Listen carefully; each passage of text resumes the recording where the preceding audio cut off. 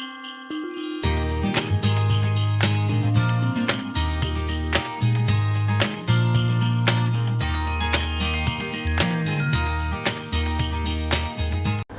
আলাইকুম, আশা করি তোমরা সবাই ভালো আছো।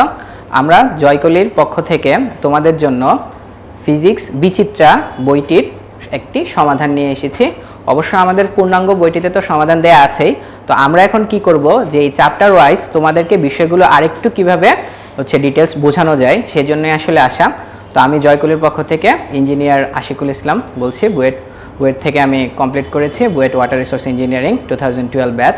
তো ইতোমধ্যে তোমরা কিন্তু বুয়েট পদার্থ যেই বইটি আছে, বুয়েট পদার্থবিজ্ঞান, সেখানে আমার লেকচার দেখেছো। তো আজকে আমি পদার্থ বিচিত্রা, যে জয়কুলের যে পদার্থ বিচিত্রা, সেই বইটি থেকে কথা বলবো। Physics first paper chapter 2, that is vector. তো ভেক্টরে আমাদের যে পদার্থ বিচিত্রা, এই বইটির বৈশিষ্ট্য হচ্ছে এখানে সব ইউনিভার্সিটির কোশ্চেনগুলো কিন্তু একুমুলেট করা আছে, ঠিক আছে। সো এই বইটির বিশেষত্ব হচ্ছে যে তুমি যখন এই বইটি কিনবে, আমার মনে হয় যে এখানে প্রত্যেকটা স্টুডেন্টের একাডেমিক থেকে কিন্তু এই বইটি পড়া উচিত। কারণ দেখো, তুমি মনে করো যে একাডেমিক সময় তুমি চ্যাপ্টার ভেক্টর পড়ে ফেললাম, তো ভেক্টর পড়ে তুমি কি করতেছো, যে এখানে যে এমসিকিউ গুলো কোথায় কোথায় আছে তুমি কিন্তু সবগুলো একবার দেখে ফেললা, দ্যাট ইজ তোমার কিন্তু একবার রিভিশন হয়ে গেল। তারপরে ধরো যে তুমি এডমিশনের সময় যে এইচএসসি পরীক্ষা দিয়ে ফেলছো, তখন যে 2 মাস সময় পাবা, ওই সময় কিন্তু তুমি আরো 2 বার পড়তেছো, দ্যাট ইজ 3 বার পড়তেছো, ঠিক আছে। তো সেই ক্ষেত্রে কিন্তু তোমার এডমিশনের সময় কিন্তু অনেক বেশি হেল্পফুল হবে।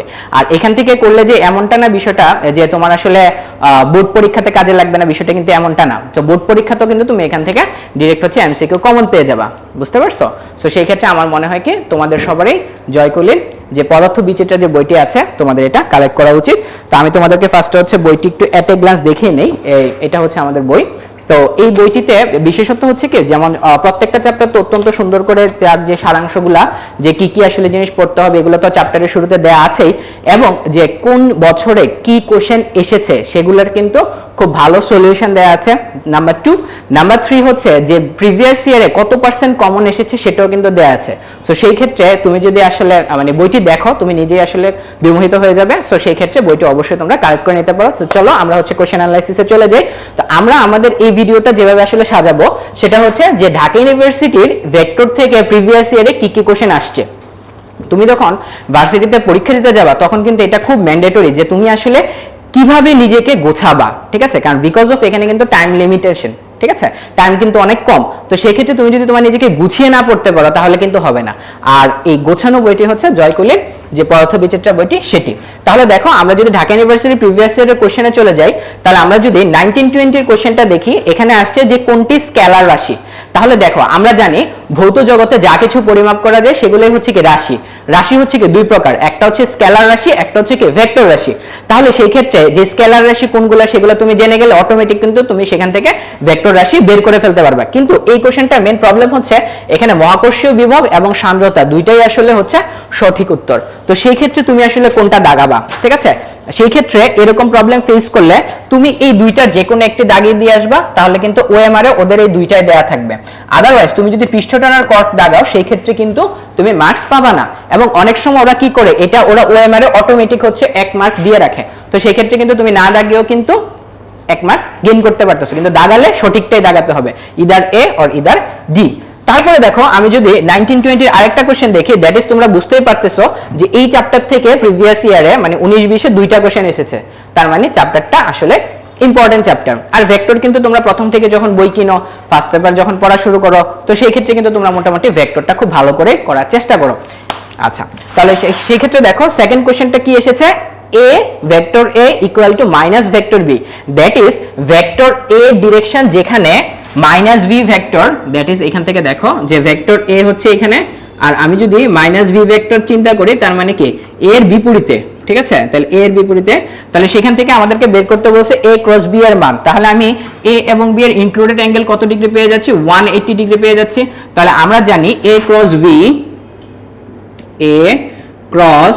b equal to a b sin 180, right. তাহলে sin 180 এর মান কত, দ্যাট ইজ 0 ডিগ্রি।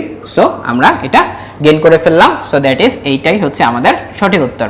তারপরে দেখো এখানে তোমাকে কোশ্চেনে বলে দেওয়া আছে 12-13 তে। তো 12-13 তে কোশ্চেনে কি বলে দেওয়া আছে, বলবিদ্যায় মৌলিক ভৌত রাশির সংখ্যা কোনগুলা। তাহলে এই যে একটু আগে স্কেলার রাশি নিয়ে কথা বললাম, স্কেলার রাশি মানে হচ্ছে মৌলিক ভৌত রাশি। স্কেলার রাশিকে, যে রাশি অন্য কোনো রাশি থেকে উৎপন্ন হয় না। আসলে কি তুমি একটা জিনিস যখন বানাতে যাবা, যখন একটা জিনিস ম্যানুফ্যাকচারিং করতে যাবা, তখন কিন্তু কিছু প্রোডাক্ট তোমাকে আগে থেকে কিন্তু ধরে নিতে হবে যে না এগুলো আসেই, কারণ সবকিছু কিন্তু ধরে তুমি নতুন একটা প্রোডাক্ট বানাতে পারবে না। আচ্ছা, তাহলে এখানে দেখো যে আমাদের এই মৌলিক ভৌত রাশির কাজগুলো কি হচ্ছে, যে আমাদের যে ভেক্টর যে রাশিগুলো আসে, তখন আমরা এটা থেকে মাত্রা সমীকরণ বের করতে পারি।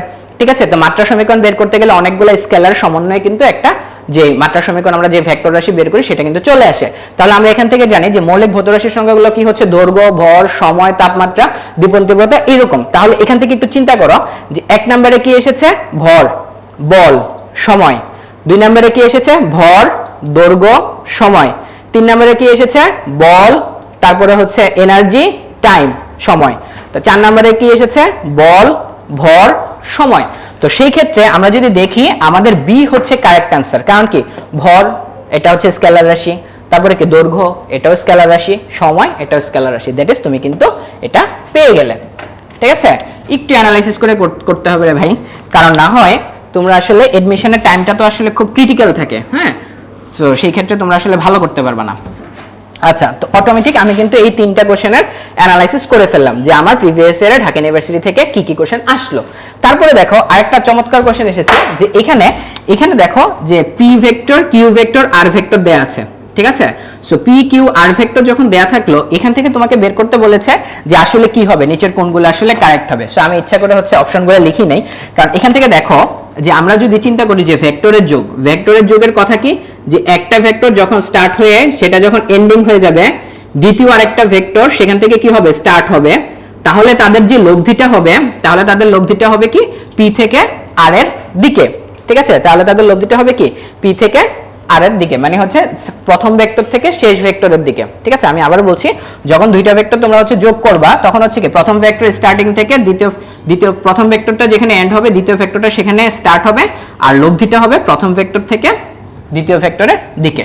তাহলে এখান থেকে তুমি যদি দেখো, তাহলে হচ্ছে কি Q plus R vector equal to তুমি হচ্ছে পি ভেক্টর লিখতে পারো। তাহলে এখন তোমাকে অপশন টেস্ট করতে হবে যে অপশনে আসলে কোনটা দেয়া আছে। অনেক সময় এটা ডাইরেক্ট হচ্ছে বের করতে দেয়, আবার অনেক সময় হচ্ছে তুমি আর একটু কাজ করতে হবে, যে অনেক সময় এরকমও দিতে পারে যে Q equal to P minus R vector, এটাও অপশনে থাকলে এটাও সঠিক উত্তর থাকতে পারে। ঠিক আছে, আবার অনেক সময় হচ্ছে এরকম থাকবে যে Q plus R vector minus P vector. ঠিক আছে, সো ইকুয়াল টু 0। ওকে, আবার যদি তুমি চিন্তা করো যে এখানে আমরা জানি যে ভেক্টর যদি 3টা ভেক্টর যদি একই দিকে থাকে, যে ঘড়ির কাঁটার দিকে হোক বা ঘড়ির কাঁটার বিপরীত দিকে হোক, একই দিকে রোটেট করে, তাহলে তাদের অ্যালজেব্রিক যে সামটা হয়, তাহলে তাদের যে ভেক্টর যে সামটা হয় সেটা আসলে শূন্য হয়ে যাবে। এটা আসলে কি, মানে স্ট্যাটিক একটা, এই স্ট্যাটিকের আসলে এটা একটা ফর্মুলা। ঠিক আছে, ওইখান থেকে কিন্তু আমরা লামের উপপাদ্য ডিনোট করতে পারি। তাহলে দেখো আমরা কিন্তু অলরেডি ঢাকা ইউনিভার্সিটির প্রিভিয়াস ইয়ারের কোশ্চেন অ্যানালাইসিস গুলো করে ফেললাম যে কি কি আসলো, কারণ এখন অলরেডি কি হচ্ছে, এখন অলরেডি কিন্তু তোমার যে ক্যালকুলেটর ইউজ কিন্তু নাই। তো সেই ক্ষেত্রে যে অঙ্কগুলো আসলে তোমাকে যদি পরীক্ষায় আসে, সেগুলো তোমাকে ক্যালকুলেটর ছাড়াই সলভ করতে হবে, নাম্বার 1। এবং তোমার জন্য এই জন্য কি করতে হবে, অনেক বেশি শর্টকাট কিন্তু মনে রাখতে হবে। আর অনেক বেশি শর্টকাট সম্পর্কিত যে বইটি আছে পদার্থ বিচিত্রা, বইটি কিন্তু অত্যন্ত ভালো। তো সেই ক্ষেত্রে দেখো তুমি কি কি জেনে গেলে, যে তার মানে এই চ্যাপ্টার থেকে আমাকে কি কি পড়তে হচ্ছে। এই চ্যাপ্টার থেকে আমাকে পড়তে হবে হচ্ছে যে কোনটি স্কেলার রাশি, কোনটি ভেক্টর রাশি, এটা তুমি পড়ে ফেললা। ঠিক আছে, তারপরে কি পড়তে হবে, যে ভেক্টরের ক্রস প্রোডাক্ট, ভেক্টরের ডট প্রোডাক্ট। তার মানে কিন্তু তুমি বুঝতে পারছো যে ক্রস প্রোডাক্ট চলে আসছে, যে কোনো মুহূর্তে কিন্তু ডট প্রোডাক্ট চলে আসতে পারে। ওকে, ফাইন। তারপরে 3 নম্বরে কি দেখলা, যে তুমি আসলে ভৌত রাশি জেনে গেছো। তাহলে এরকম কোশ্চেন হয়তো বা আসতেই থাকবে, বা নিচে এরকম কোশ্চেন আসতে পারে, নিচের কোনটি ভৌত রাশি নয়। সো তার মানে তুমি যদি ওই পার্টটাও পড়ে যাও, তাহলে কিন্তু তোমার হয়ে যাচ্ছে। তারপরে দেখো যে তুমি এখানে ভেক্টর যোগ তা তুমি অলরেডি জেনে গেলা, তাহলে ভেক্টর যোগ আসছে, তাহলে কি ভেক্টর বিয়োগ আসতে পারে, তারপরে কি ভেক্টরের বন্টন সূত্র আসতে পারে, ভেক্টরের বিনিময় সূত্র আসতে পারে। ঠিক আছে, তার মানে ওই পার্টটুকু পড়লে কিন্তু ঢাকা ইউনিভার্সিটির জন্য তোমার এই চ্যাপ্টারের প্রিপারেশনটা কিন্তু ক্লিয়ার হয়ে গেল। তার পরবর্তীতে তোমার এক্সট্রা যে ইনফরমেশনগুলো আসলে লাগবে, যেমন যে এই চ্যাপ্টারটা আসলে তুমি আরো কিভাবে একটু ভাস্টভাবে পড়বা, সেই ক্ষেত্রে জয়কলির এই পদার্থ বিচিত্রা বইটি তুমি প্রথম থেকে পড়বা। যেমন আমি তোমাদেরকে একটু হিন্টস দিচ্ছি, যেমন বইটি কিভাবে আসলে গুছিয়ে দেওয়া আছে। যেমন তুমি এই যে স্কেলার রাশি আর হচ্ছে ভেক্টর রাশি পড়তে যাবা, ঠিক আছে? তাহলে কিন্তু তোমাকে হচ্ছে এই যে পার্ট 1 টাইপ 1 এবং টাইপ 2 এটা তুমি পড়ে ফেললে কিন্তু স্কেলার রাশি ভেক্টর রাশির কাজ শেষ। তারপরে দেখো তুমি হচ্ছে স্কেলার প্রোডাক্ট এবং ডট প্রোডাক্ট পড়তে যাবা। তাহলে স্কেলার প্রোডাক্ট ডট প্রোডাক্ট পড়তে গেলে তোমাকে হচ্ছে টাইপ 4 নিয়ে কথা বললে হয়ে যাবে। তার মানে তুমি কোশ্চেন অ্যানালাইসিস করলা, কোশ্চেন অ্যানালাইসিস করে বইয়ের টাইপ 4 পড়ে ফেললা, শেষ। তারপরে তুমি দেখো যে এই যে তোমার যোগ এবং বিয়োগ, ভেক্টরের যোগ বিয়োগ, তাহলে ভেক্টরের যোগ বিয়োগ এবং ডট প্রোডাক্টের জন্য তোমাকে হচ্ছে টাইপ 4 এর মধ্যে কথা বলা আছে, এক্সট্রা যে কথাগুলো দরকার আছে সেগুলো বলা আছে। তারপরে তুমি এক্সট্রা কি করবা, ঠিক আছে, যে এই চ্যাপ্টারের জন্য এক্সট্রা আমি আর কি কি পড়তে পারি এক্সট্রা। আরো এখানে কিন্তু অনেকগুলা কোশ্চেনের সমন্বয় দেওয়া আছে, যেমন তোমার দেওয়া আছে হচ্ছে পাখা যে ঘুরে কেন আসলে আমরা নিচে বাতাস পাই, এটার একটা বাস্তব উদাহরণ দেওয়া আছে। তারপরে কি কাল শূন্য হলে কি হয়, কাল শূন্য মানে কি, কাল শূন্য জিনিসটা হচ্ছে জিনিসটা অঘূর্ণনশীল। তাহলে অঘূর্ণনশীল কেন হয়, যেমন দেখবা যে যখন একটা জিনিস রোটেট করে তখন কিন্তু তার মধ্যে একটা ফ্লো থাকে। তো আমরা এক্সপেক্ট করি যে আমাদের যে রিভার গোড়াতে কিন্তু কাল যাতে থাকে, রিভারে কাল থাকলে কি হবে হচ্ছে নদী তার নাব্যতা বজায় রাখতে পারবে, এবং হচ্ছে সেই ক্ষেত্রে আমরা যেই আমাদের যে পানিবাহী যে জলযানগুলো আছে সেগুলো কিন্তু আমরা খুব ভালোভাবে ইউটিলাইজ করতে পারবো। আদারওয়াইজ যদি সেখানে কাল শূন্য হয়ে যায় সেখানে কিন্তু যে ডাস্টগুলো থাকবে, যে ওয়েস্টেজগুলো থাকবে, সলিড ওয়েস্টেজগুলো থাকবে, এগুলো কিন্তু একটা জায়গায় স্ট্যাগনেট অবস্থায় থাকবে। সেই ক্ষেত্রে কিন্তু আমাদের যেই এই যে জলাবদ্ধতা এগুলো কিন্তু ক্রিয়েট হয়ে যাবে। সো এই কারণে আমরা এক্সপেক্ট করি কি সবগুলো জিনিসের যাতে কাল থাকে। তাহলে কাল শূন্য হওয়া মানে কি অঘূর্ণনশীল, আর কাল যদি থেকে থাকে তার মানে কি জিনিসটা ঘূর্ণনশীল। তো তুমি এটা জেনে গেলে। তারপরে দেখো তোমার সলিনয়েড, ঠিক আছে, তো একটা ভেক্টর একটা কখন হচ্ছে সলিনয়েডাল হবে, যখন তার ডাইভারজেন্স শূন্য হবে।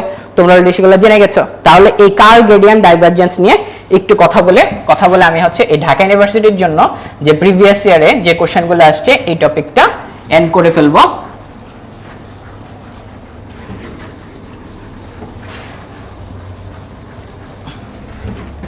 দেখো একটা ভেক্টর যখন তুমি হচ্ছে ভেক্টর প্রোডাক্ট করবা, ঠিক আছে, ভেক্টর ক্যালকুলাস, তাহলে টপিকটা হচ্ছে কি ভেক্টর ক্যালকুলাস, ভেক্টর ক্যালকুলাস। তো সেই ক্ষেত্রে তোমাকে কি করতে হবে, নেবলা, তাহলে নেবলা হচ্ছে কি vector operator del del X I del del Y J plus del del Z K, ঠিক আছে। তাহলে ফার্স্টে হচ্ছে তুমি যদি হচ্ছে গ্রেডিয়েন্ট নির্ণয় করতে যাও, তাহলে ফার্স্টে তুমি যদি গ্রেডিয়েন্ট নির্ণয় করতে যাও তাহলে দেখো গ্রেড, ঠিক আছে, তাহলে হবে গ্রেড ফাই। তাহলে গ্রেড ফাই হচ্ছে কি নেবলা ফাই। তাহলে এই যে phi, phi is a function of x y z. তো সেই ক্ষেত্রে তুমি আসলে কি একটা স্কেলার রাশিকে তখন তুমি ভেক্টর রাশিতে কনভার্ট করে ফেলতে পারলে। তারপরে দেখো তুমি যদি ডাইভারজেন্স নির্ণয় করতে যাও, ডাইভারজেন্স ভি, সে ধরো একটা ভেক্টর থাকবে, তখন সেইখানে তোমাকে কি করতে হবে, নেবলা ডট ভি ভেক্টর, ঠিক আছে।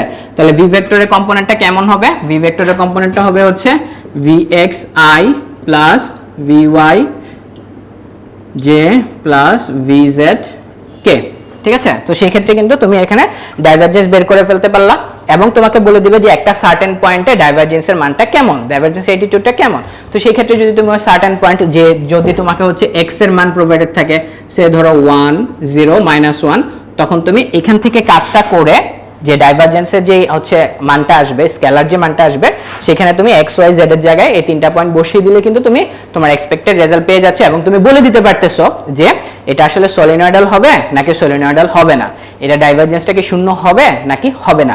তো সেই ক্ষেত্রে কিন্তু তুমি এই অঙ্কটা ক্যালকুলেটর ছাড়াই কিন্তু করতে পারতেছো। তো সেই ক্ষেত্রে কিন্তু এটা আসার পসিবিলিটি আছে, ঠিক আছে। সো ঢাকা ইউনিভার্সিটি বলো আর যে ইউনিভার্সিটিগুলোর জন্য প্রিপারেশন নিলে কিন্তু একটু তোমাকে একটু স্মার্ট হতে হবে।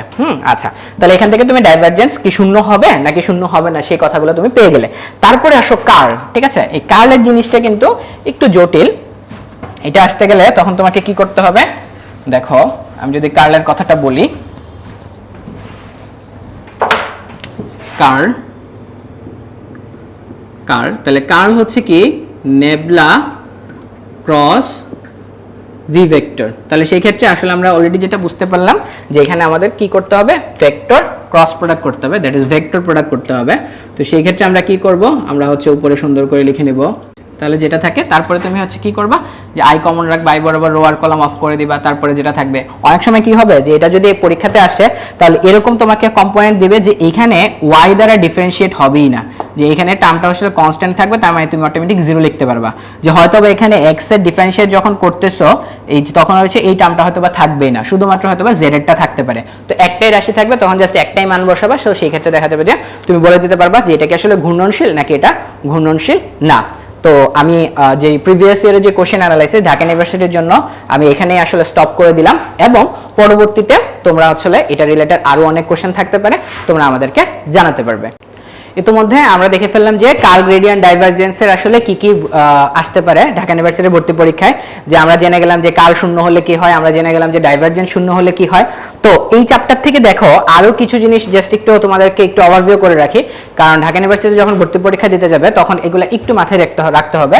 যেমন যে লব্ধি সর্বোচ্চ মান আসলে কি হয় সেটা, আর লব্ধি সর্বনিম্ন মান কি হয় সেটা তোমরা অবশ্যই জানো।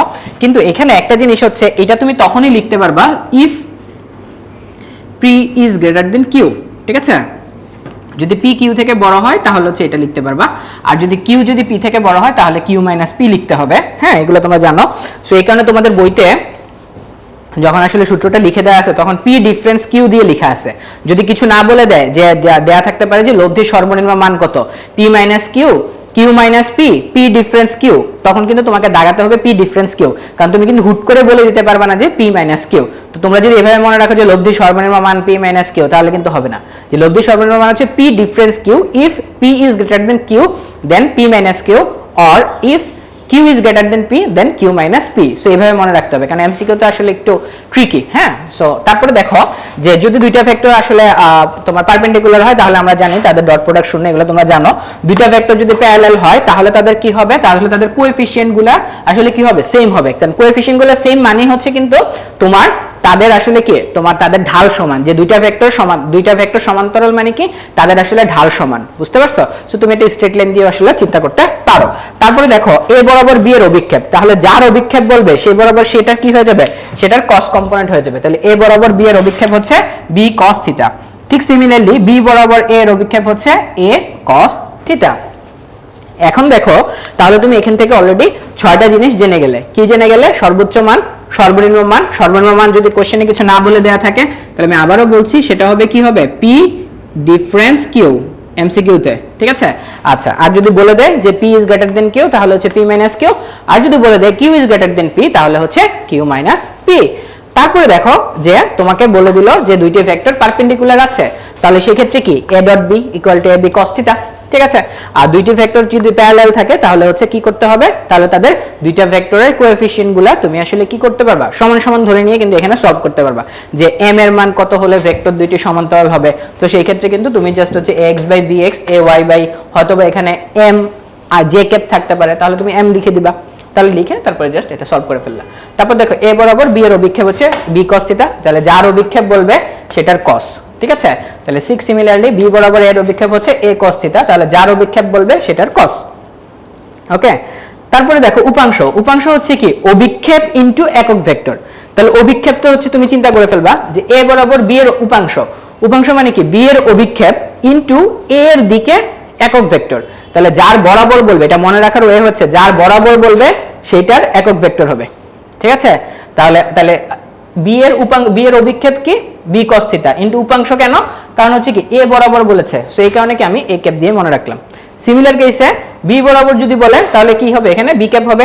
আর a এর উপাংশ মানে কি a এর অভিক্ষেপ, তার মানে a cos থিটা, ঠিক আছে? তাহলে আমরা এটা অলরেডি বুঝতে পারলাম যে উপাংশ হচ্ছে কি একটা ভেক্টর আর অভিক্ষেপ হচ্ছে কি তোমার একটা স্কেলার। ওকে, তারপরে দেখো তোমাদের শাহজাহান তপন স্যারের বইতে লাস্টের দিকে যে দেয়া আছে যে দুইটি সমান ভেক্টরের লব্ধি ভেক্টর দ্বয়কে সমদ্বিখণ্ডিত করে। এই হাইপোথিসিসটা পড়ে রাখবা, চাইলে তোমরা এটা নিজেরাও প্রমাণ করতে পারো। কিভাবে করতে পারো দেখো, আমি যদি এখানে লিখি যে tan থিটা দুইটি সমান ভেক্টর, তাহলে আমরা ধরে নিলাম যে PHP আর এখানে হচ্ছে P sin alpha plus P cos alpha. তাহলে দেখো PP কাটা, তাহলে এখান থেকে আমরা লিখতে পারি হচ্ছে sin alpha 1 plus cos alpha. এখন sin আলফা সূত্র কি 2 sin alpha by 2 cos alpha by 2 আমরা জানি। আর 1 প্লাস কস আলফা সমান সমান কি 2 cos স্কয়ার আলফা বাই 2, ঠিক আছে। তাহলে সেখান থেকে cos alpha by 2 cos alpha by 2 কাটা, তাহলে থাকবে তোমার tan alpha by 2, tan alpha by 2 that is tan theta equal to tan alpha by 2 that is theta equal to alpha by 2, ঠিক আছে এটা।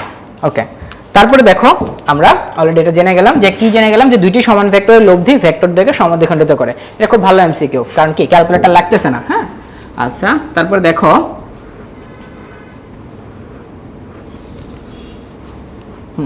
এখন দেখো, এখন হচ্ছে আমরা যেটা জানবো যে নদী এবং নৌকা, ঠিক আছে। নদী নৌকা টপিকটা আসলে খুব গুরুত্বপূর্ণ, যেমন তুমি যে কোনো জায়গায় এডমিশন টেস্ট দাও না কেন এটা আসলে লাগতে পারে। সো আমরা এখান থেকে একটু কথা বলছি যে স্বল্পতম পথে হচ্ছে আমরা জানি স্বল্পতম পথে তখনই যাবে যখন তাদের লব্ধি কি হবে 90 ডিগ্রি হবে, ঠিক আছে। তাহলে আমরা ইউটা হচ্ছে কি ধরে নিলাম আমাদের ওয়েভ ভেলোসিটি মানে স্রোতের বেগ, আর ভিটা হচ্ছে আমাদের হচ্ছে যে নৌকার বেগ সেটা বা সাঁতারুর বেগ যাই থাকুক না কেন। তাহলে 1090, তাহলে আমরা আগে জেনে গেছি যে যার সাথে আমি কোণ নিব সে হচ্ছে কি থাকবে নিচে ফ্রি থাকবে। এটা মনে রাখার ওয়ে হচ্ছে এটা যে আমি যার সাথে কোণ নিব সেই নিচে ফ্রি থাকবে। আর যেহেতু হচ্ছে আমি উপরে হচ্ছে সাইন আলফা নিচে হচ্ছে কস আলফা, 1090 দ্যাট ইজ 1/0, তাহলে ভি সাইন আলফা কম্পোনেন্টটা 0 হয়ে যাচ্ছে, that is alpha equal to u by v. এখানে একটা জিনিস খেয়াল করো যে ইউ এর মান সবসময় কি ভি থেকে কম হবে, রাইট।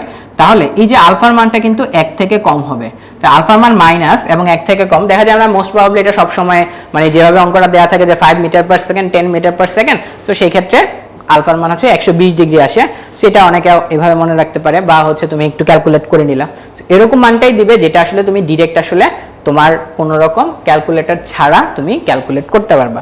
সো তোমার যদি সূত্রটা তোমার মাথায় থাকে সেই ক্ষেত্রে কিন্তু তুমি অবশ্যই সেটা পারবা।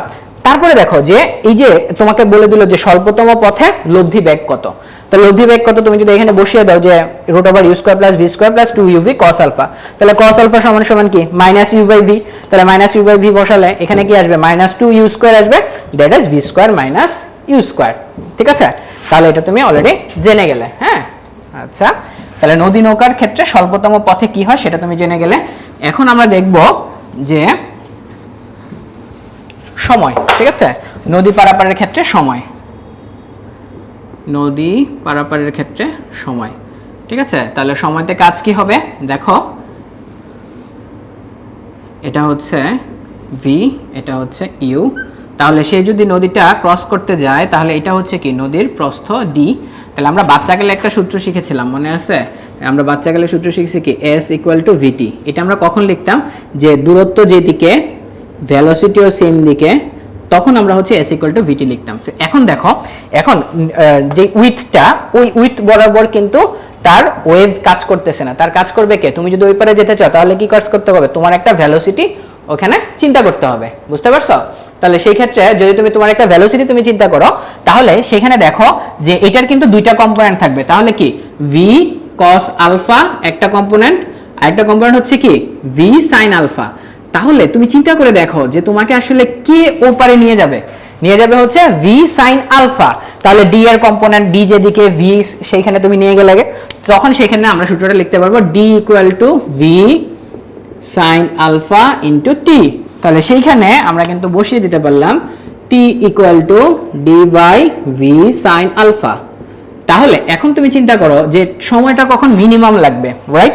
তাহলে টাইমটা মিনিমাম হবে,